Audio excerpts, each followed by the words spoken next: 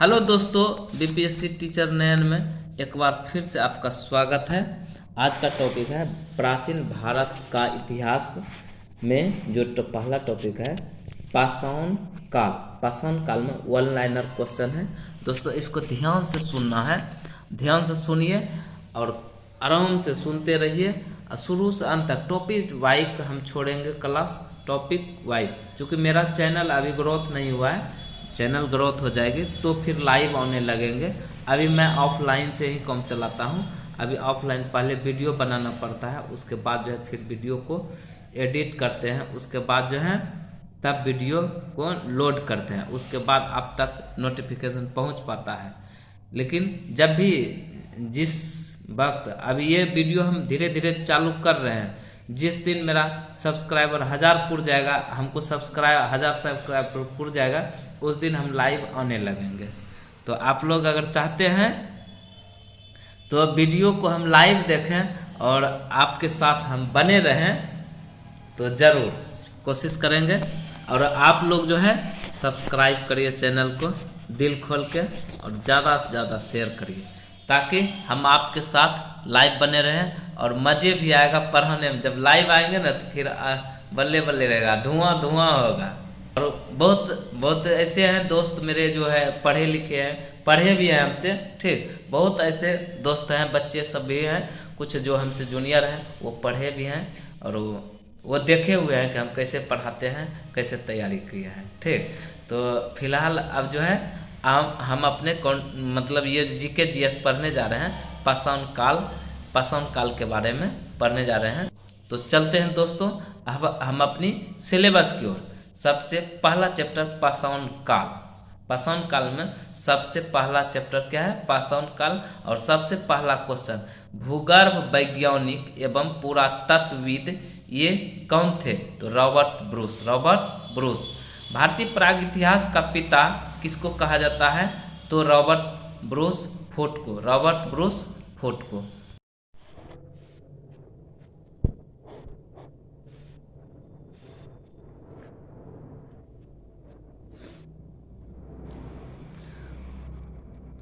भूगर्भ वैज्ञानिक एवं पुरातत्वविद थे, कौन थे?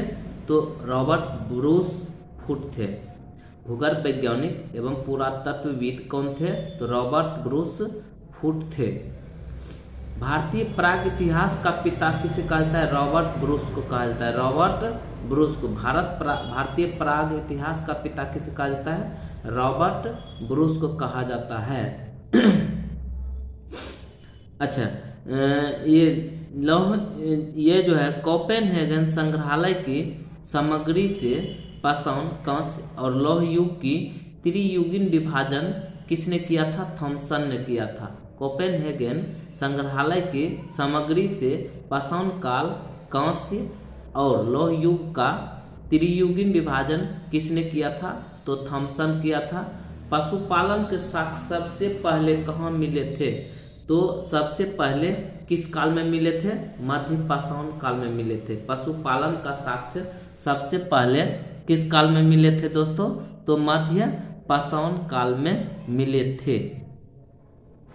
ओके, अच्छा, पशुपालन मध्य पाषाण काल में पशुपालन के प्रमाण जहाँ से मिले थे, मध्य पाषाण काल में पशुपालन का साक्ष्य जहाँ से मिले थे, वह स्थान कहाँ था? तो वह स्थान था दोस्तों आदमगढ़। वह स्थान क्या था? आदमगढ़, ठीक, आदमगढ़। अगला नेक्स्ट क्वेश्चन है, हड्डी से निर्मित आभूषण भारत में मध्य पाषाण काल में प्राप्त हुए थे, वह कहाँ से हुए थे? तो दोस्तों इसका उत्तर होगा सराय नाहर राय और महदहा से प्राप्त हुए थे। क्या हुए थे? सराय नाहर राय और महदहा से प्राप्त हुए थे हड्डी से निर्मित आभूषण, जो कि भारत में सराय नाहर राय और महदहा से प्राप्त हुआ हड्डी से निर्मित आभूषण जो प्राप्त हुआ था, वह भारत में कहाँ से हुआ था? मध्य पाषाण काल में। तो सराय नाहर राय और महदहा से हुआ था। एक ही दोस्तों, एक ही कब्र से 3 मानव कंकाल मिले हैं। एक ही कब्र से कितने मानव कंकाल मिले हैं?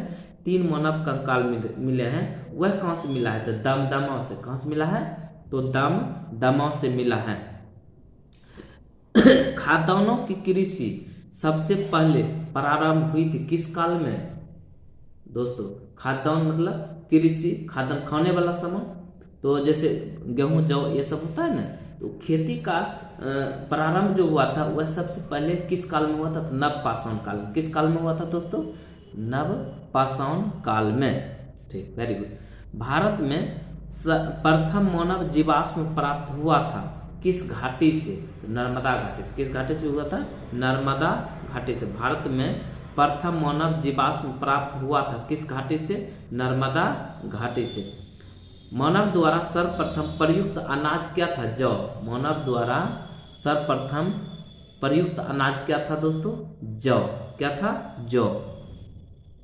भारतीय उपमहाद्वीप में कृषि के प्राचीनतम साक्ष्य प्राप्त हुए थे, कहाँ से हुए थे? लोहरादेव से। कहाँ से हुए थे?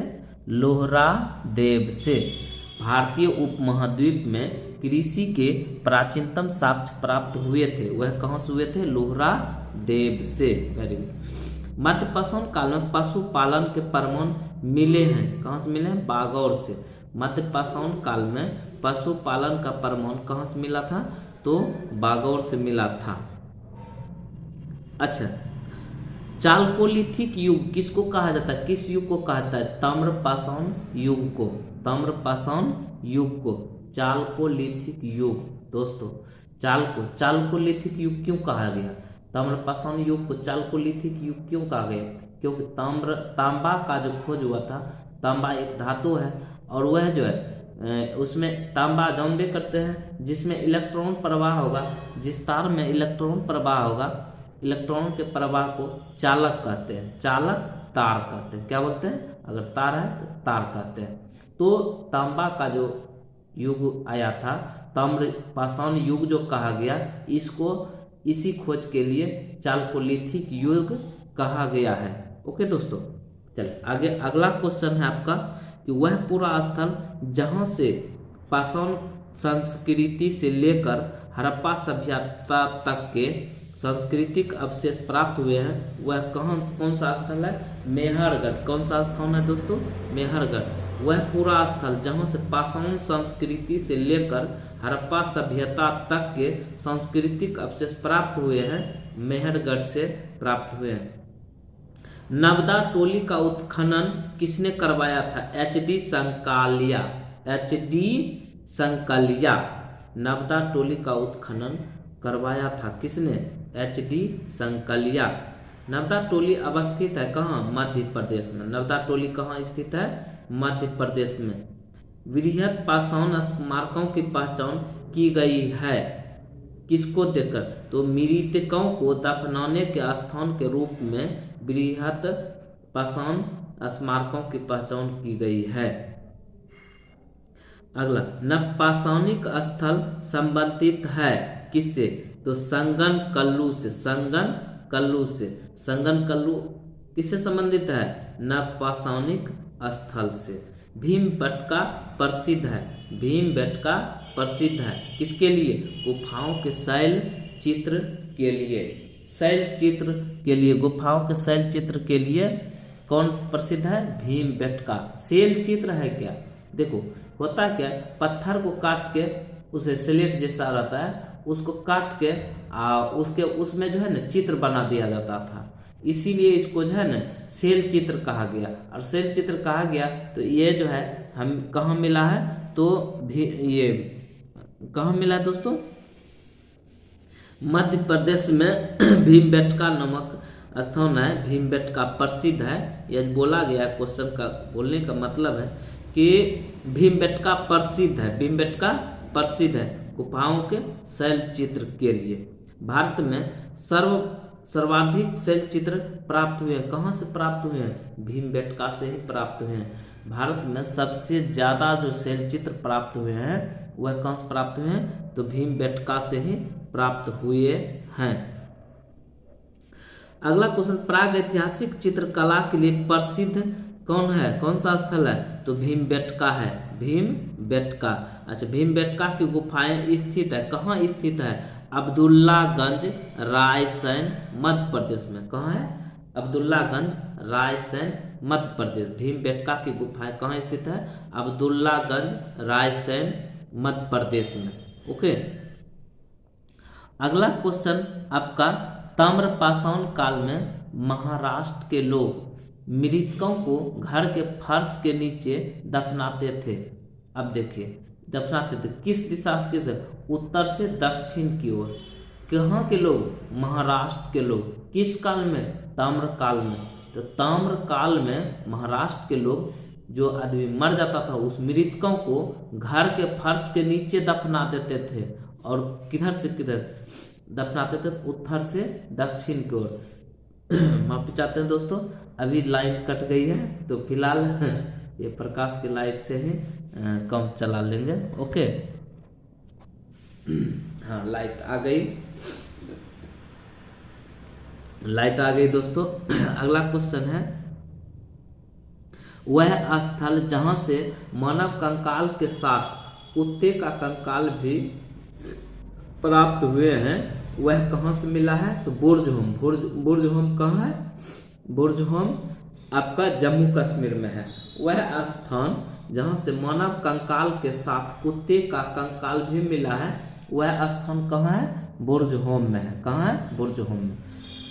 अच्छा, गर्त आवास के साक्ष्य प्राप्त हुए हैं कहाँ से? बुर्जहोम से। कहाँ से हुए हैं? बुर्जहोम से। चंद्रकेतुगढ़ प्रसिद्ध है किसके लिए? टेराकोटा कला के लिए। टेराकोटा कला के लिए कौन प्रसिद्ध है? चंद्रकेतुगढ़ टेराकोटा कला के लिए प्रसिद्ध है। कौन प्रसिद्ध है? तो चंद्रकेतुगढ़। गणेश्वर प्रसिद्ध है ताम्र कलाकृतियों के लिए। गणेश्वर किस लिए प्रसिद्ध है? ताम्र कलाकृतियों के लिए। गणेश्वर किस लिए प्रसिद्ध है दोस्तों? तो ताम्र कलाकृतियों के लिए। अगला क्वेश्चन है सबसे, अब ये दो क्वेश्चन और हैं उसको देख लेते हैं। भारतीय पुरातत्व सर्वेक्षण के प्रथम महानिदेशक कौन थे? John Marshall. जॉन मार्शल भारतीय पुरातत्व सर्वेक्षण के प्रथम महानिदेशक कौन थे? John Marshall. भारतीय पुरातत्व के प्रथम महानिदेशक कौन थे? तो जॉन मार्शल। राष्ट्रीय मानव संग्रहालय कहाँ स्थित है दोस्तों? तो ये है भोपाल में। राष्ट्रीय मानव संग्रहालय कहाँ स्थित है? भोपाल में। राष्ट्रीय मानव संग्रहालय कहाँ स्थित है? भोपाल में। तो चलते हैं, आज तक अभी तक इतना ही, फिर आगे मिलते हैं दोस्तों। और इसी तरह शुरू से अंत तक आप लोग वीडियो देखते रहिए और जीके जीएस सुनते रहिए, जरूर फायदा होगा। और आगे रेलवे है, एसएससी है, जो भी एग्जाम दीजिए सिर्फ पढ़ते रहिए। वादे के साथ कहता हूँ, अगर पढ़ते रहिए। आपको ये नहीं देखना है कि मेरा वो दोस्त सिलेक्शन हो गया, उसका नौकरी हो गया, मेरा नहीं हो रहा है। नहीं, अपना मेहनत करते रहिए। यदि आप मेहनत करते रहे, एक दिन वो सीढ़ी जरूर आएगी और आप अच्छे पद पे होंगे। ओके, हो सकता है। तो अगर इसमें कोई त्रुटि हो तो दोस्तों इसमें हमें माफी चाहिए, कोई दिक्कत नहीं है। ठीक, बस हम यही, हमें जहाँ तक आएगा हम पूरा कोशिश करेंगे दोस्तों कि आप लोग शुरू से अंत तक आप वीडियो को देखिए और ये वीडियो में जो आवाज़ दिए हैं वो सुनते रहिए। और ये जीके जीएस टॉपिक वाइज जब भी नोटिफिकेशन आवे तो आप लोग पूरा वीडियो जरूर देखिए। ओके दोस्तों, थैंक यू। अब आप विदा लेते हैं। नमस्कार, जय हिंद, जय भारत।